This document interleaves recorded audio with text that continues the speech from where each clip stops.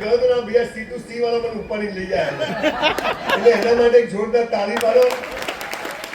આ લોકો આનંદમાં બહુ સરસ કામ કરે છે। આ છોકરોને બધા જ લોકો પોલ્યુશનનું લોકો ગંદકી ના કરે, વ્યસનો છોડી દે। અને આ વખત તો મોદી સાહેબ જે સ્વચ્છતા અભિયાનથી માંડી સ્વદેશી કે આપણે આપણી પ્રોડક્ટ આપણે ખરીદશું તો આપણો પૈસો આપણા દેશમાં રહેશે એ ભાવના લોકોમાં પેદા થાય। અને આવી નાનકડી જગ્યા સેતુમાં પણ આવા સરસ ગણપતિની સ્થાપના કરે અને આવો સરસ મંડપ બંધાવે એટલે તમને લોકોને ખૂબ ખૂબ અભિનંદન કે તમે લોકો બહુ સરસ કામ કરો છો।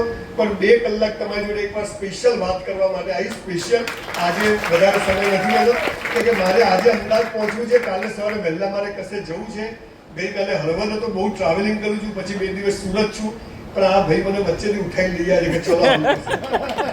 અને અહીંયા આવીને બહેનને મળીને સરપંચ મેડમને મળીને પણ બહુ જ ખુશી થઈ। મને એવું લાગ્યું કે અંદર હું વર્ષોથી ઓળખું છું। એવી રીતે એવી સરસ એમને મારું આગતા સ્વાગતા ઉષ્માભેર કર્યું, એ માટે એમનો આભાર। પણ ભગવાન કોઈ પણ તકલીફ આપે ને, કોઈ પણ મુસીબત આપે તો સમજવાનું કે આપણને વધારે તોડવા માટે નહીં પણ વધારે સારા બનાવવા માટે આ તકલીફ આપી છે। આપણને યાદ રાખો, મારા ઘરમાં સંડાસ બાથરૂમ નહીં, મારા બાપુજી ઓટલા ઉપર દરજી કામ કરતા હતા અને બહુ ભગવાન કોઈ દુશ્મનને ગરીબી ના બતાવે, પણ મારી બા કહેતી કે ભાઈ બસ સારું કરો, સારું વાંચો, સારું વિચારો, સારા લોકોને મળો, ગંદી આદતોથી દૂર રહો, એક મિત્ર બનાવો પણ સારો બનાવો, એને ગંદી આદતો નેગેટિવ એને દૂર રાખવા। આ બધી વસ્તુ તમે કરશો।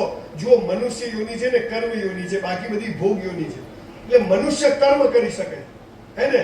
આપણે સુરદાસજીના ભજનો કેવા લખી ગયા, આજે તમે લખી શકો, વિચારી શકો, તમને વિચારો આવે ને બોલી શકો, મોબાઈલ આવી ગયો અને તમે રેકોર્ડિંગ કરી શકો અને તમારા વિડીયો મારા જેવાને મોકલો તો લાખો લોકો આજે ઘરમાં બહેરું નતું સાંભળતું, અત્યારે 3 કરોડ લોકો મને સાંભળે છે।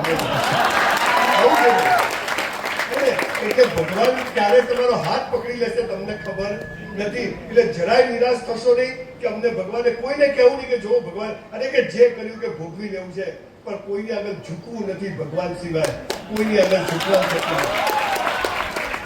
કે ભાઈ અમને ભગવાને તકલીફ આવી। ભગવાન 2 જૂતા વધારે મારશે। ભગવાને આપ્યું છે એની સાથે મસ્ત જીવવાનું છે। ભગવાનને પસ્તાવો થવો જોઈએ કે આનો આને મેં ખોટી સજા કરી હે ને, પણ આ સજા નથી, એક તાકાત બંધ કરીને ભગવાન આપણી બીજી તાકાત ખોલે છે। આ યાદ રાખજો, ધંધામાં નુકસાન થાય તો બીજી બારી ખુલે એટલે જ નુકસાન થયું હોય। તો ઈશ્વરે તમને જે કઈ નાની મોટી તકલીફ આપી છે, તકલીફ નથી કે હારો માણસ તો સહન ના કરી શકે, તમે સહન